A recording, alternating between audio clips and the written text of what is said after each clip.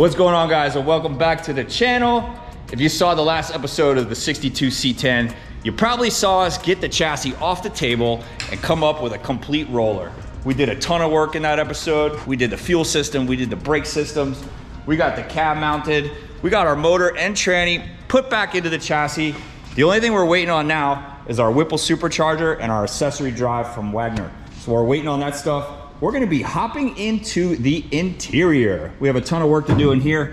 We're gonna be doing a complete install of the Restomod AC. We're gonna get our Dakota digital dash put in, our steering column, a full TMI interior. The first thing that we're gonna tackle is getting our Airlift performance management system back in, which means we have to get this bed back onto the truck so we can get that fancy box put in so we can run all our wiring and all our hoses to our air shocks.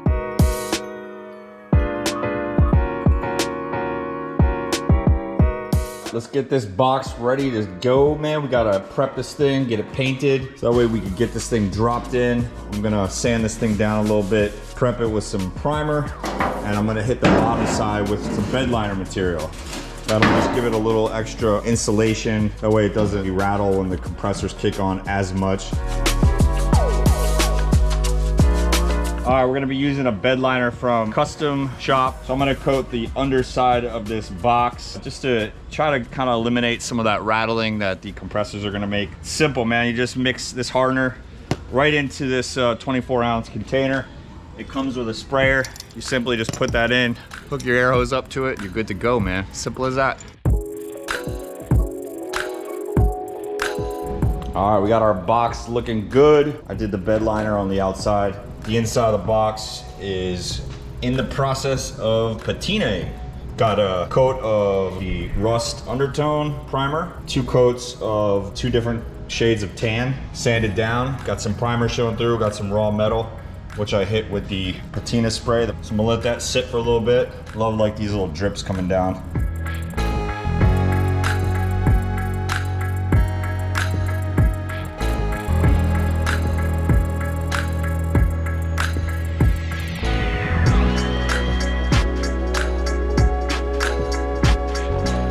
So our fancy box for all of our Airlift performance components just got a whole lot fancier, baby. She got a patina job on it. Everything's mounted. Our compressors are nice. Tanks mounted. All of our fittings are in. Our compressors are hooked up to our tanks. Our manifold is set on our nice little platform. Everything is ready to go. Now Sean will come in and wire this thing up and we'll be able to get our hoses in.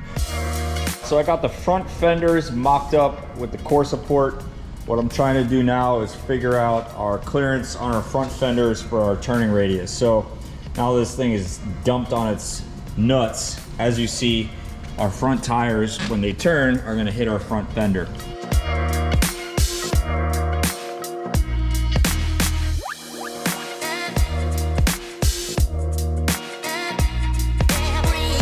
Now we got our front grille area mocked up as well. The last thing I'm gonna mock up, I'm gonna lay my hood on there. I just want to kind of see where the hood lays. I think it's way out here on this line, so I know if I could cut a little bit more out of this. As you see, the tire is already hitting. All right, so now the hood's off, and I got my line slightly inside of the outside of the hood. So I got plenty more room I can cut out. Technically, I could go all the way out to here, but I want to leave a little bit of meat on this so when we go to bolt our new fender well, I have somewhere to bolt it through.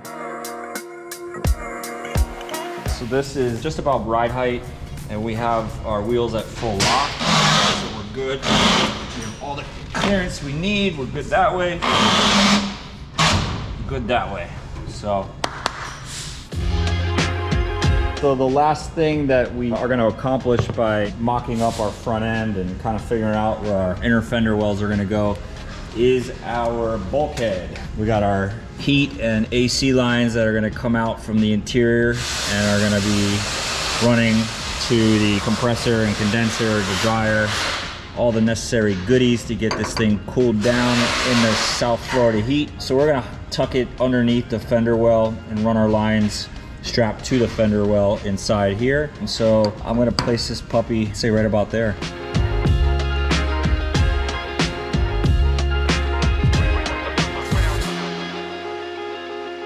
All right, we're moving on to our steering column. We finally got the right one. This is the right length. It's gonna work out perfect. So the boys and I are trying to come up with a solution to make it mount and seal up this big hole.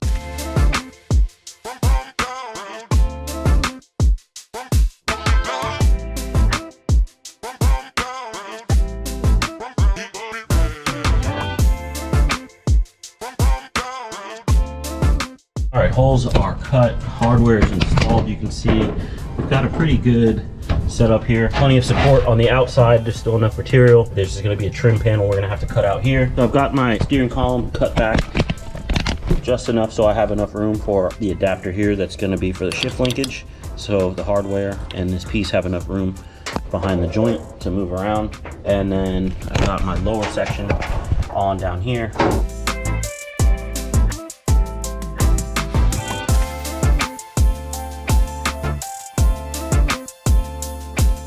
Now all the lengths are cut to where they need to be, and you can see I've got all my joints put together. The exhaust manifold is put on, and I'm happy here because we have plenty of clearance.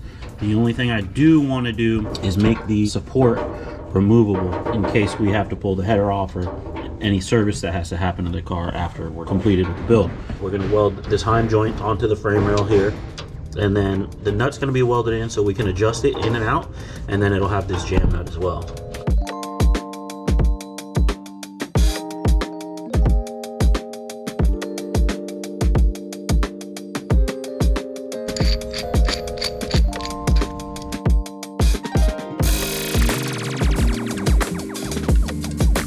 We've got our shaft installed, we've got our mount in place, welded. Yeah, we are looking real good. Steering column mounting is completed.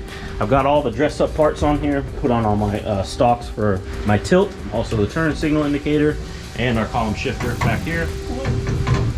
Got our steering wheel all mounted up. Only thing we're missing is a horn button. Wiring is still going on inside the truck, so this stuff is not hooked up yet.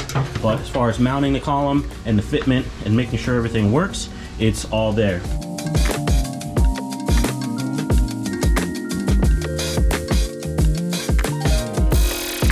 While we're working on the inside with the wiring, Dave is on the exterior working on the cooling system. We got a radiator, we got a condenser. We're gonna mount the condenser to the outside of this core support. That way the radiator can be flush up against here. In order to do that, there's a little X bracing here and that needs to come off. So the one thing we got to consider though is that the grill mounts right here. So when we mount that condenser, especially since our lines come off the top and bottom, we're gonna have to make sure that it doesn't interfere with where the grill's gonna sit. And there it is. So now that that's in, we can get back to the radiator. Again, it flush up against here, make as much room as possible for all the accessories. We got our radiator in here, and we got these little L brackets that you saw cut. So this is how it's gonna go. Do a nice mounting point right here. Do another one down here. Same exact thing on the other side.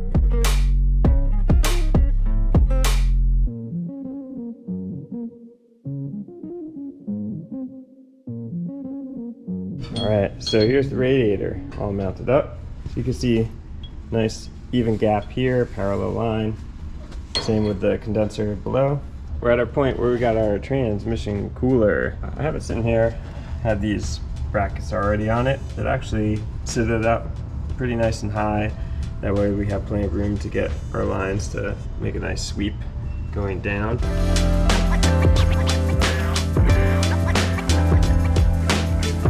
So we made our brackets here, went to the brake and put like a little S in it. If this were flat on, because of sort of the angle of this, it kicks out the trans cooler out to here. And we want to leave a good amount of space in order to be able to take on and off the AC condenser. So putting a slight S, brings our angle backwards towards the radiator.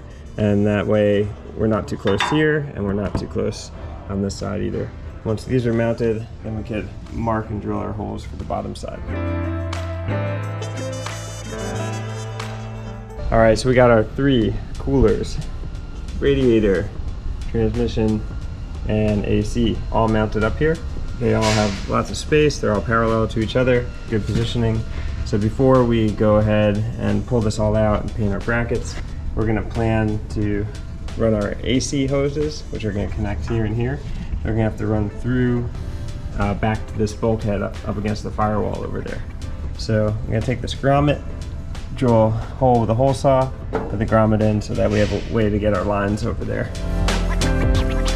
While Dave is finishing that up, we're gonna jump back into the inside because it is time to get our TMI bench set up in here, as well as our carpet kit. I'm gonna take a couple things still out of the floor. I don't know why some of this stuff didn't get removed. Other than that, the interior is ready for carpet and our bench. We still have a couple things we gotta finish up on the dashboard. Our digital dash from Dakota is ready to go in. Our glove compartment has been painted and cleared. I'm gonna go ahead, get this stuff taken out. I'm gonna dry fit our carpet kit. I picked up a carpet kit from Auto Custom Carpet. I'm gonna get it opened up, get it fit in there, make sure everything's gonna work before I have Lee come over here and glue it down. We also gotta get that Restomod sound deadener down.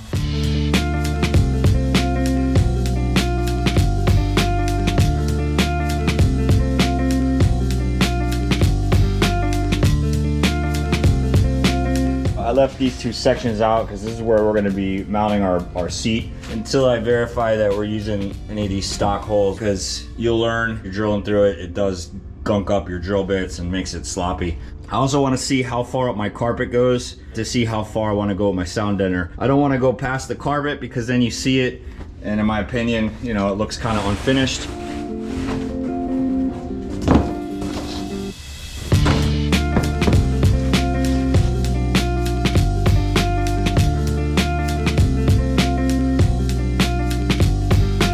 And this is why I hate carpet kits. None of them are ever good. This is why I just buy yards of carpet and I have my boy Lee come over and make custom carpets. It's got this nice edge on it, nice binding. You got your foot pad, looks proper. This is a carpet kit for a high hump, which is what we got. This can be manipulated, maybe steamed, it's gonna get glued down. Cool, I think this will work.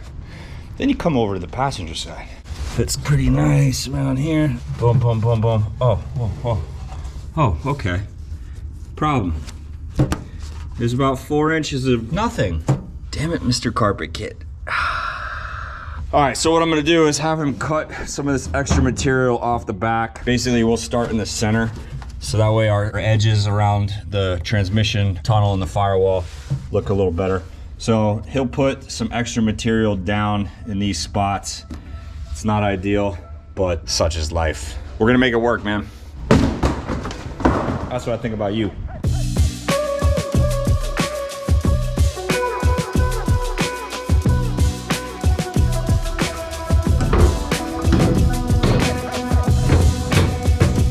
Ooh, look at that. Right to the factory holes. TMI, you are impressive.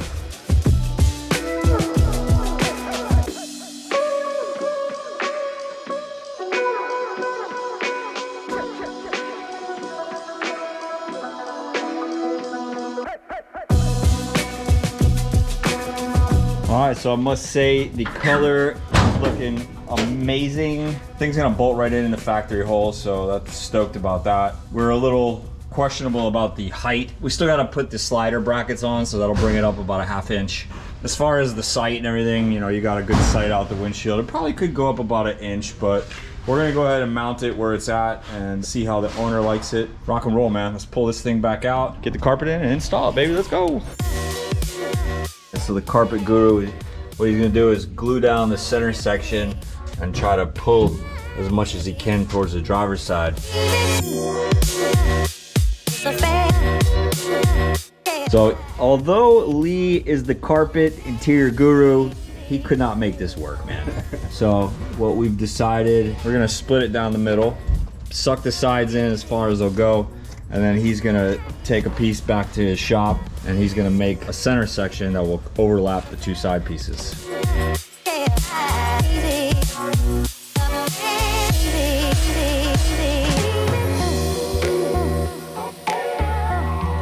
All right, Lee came by this morning and put our last piece of carpet in on the center section.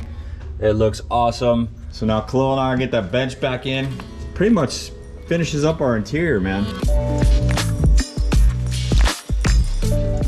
We could not put these old handles on the inside. With this awesome door panel, LMC came through with some nice shiny new bits. We get these installed and we are ready to send this interior down the road.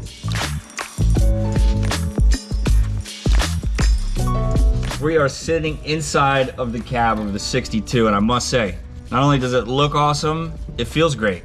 This bench seat from TMI, they have not failed us yet. It is super comfortable. The brown leather looks phenomenal with the beige patina of this truck. It even looks great with our custom door panels that Lee from E3 made us. Sean from Automotive Power Solutions did a phenomenal job wiring up this truck. Everything is really nice and tidy. Andrew, show them. Show them. Yeah, we got the show them. Look at that, guys. Everything is loomed and nice and clean. It's not a rat's nest. I mean, everything looks great. Let's see if everything works right. That's more important, right? Yeah, I'm not doubting it at all. Everything's gonna work perfect. All right, let's give it a whirl. Come on, man. Come on, man. All right, the Dakota dash is working. Looks good. Let's check the lighting. Oh, look at that backlit. Man, that is fancy. Yeah, I think that we can change the back color of the Dakota Digital through the app, because it's Bluetooth with the phone, and you can use the app, and I believe you can change the colors. So we can get that blue. I believe so. Because right now it's kind of white. Yeah, it's white. I could Doesn't be look wrong. horrible. I'm not 100% sure, but We also have our interior lights working for convenience. Our steering wheel looks awesome in here. Steering column. Andrew got it hooked up from inside all the way to the outside. And we also ended up getting our coolant system mounted up because we're getting ready to throw that Whipple supercharger on in that Wegner kit. Maybe I'll show you guys a little peek. Oh! Nah, I'm not gonna show you guys. You're gonna have to follow along, man. So make sure you're subscribed so you don't miss out on next week's episode, because we are gonna be installing that 3.0 liter Whipple and that shiny Wegner front drive accessory kit. We're gonna tie up all the electronic fuel injection stuff, all the wiring, all the sensors. We're getting close, aren't we, Andrew? Yeah, only a couple weeks away to firing this thing up and then driving out the door, honestly. Guys, well, make sure that you like, you're subscribed, and if you got any questions on this build or any of our other builds, make sure you're commenting on them, and we're gonna get you guys answered as soon as we can. And also, go over and check out our merch store, man. We got some new hoodies in stock. We got these shirts, man. Help support the content. We really appreciate it. Anything else you want to add? No, that's it. I think you covered it all, Michael. You're doing a wonderful job. I got a thumbs up from Andrew. Here's two. All right, guys, that's it for this week. We'll see you on the next one. Peace.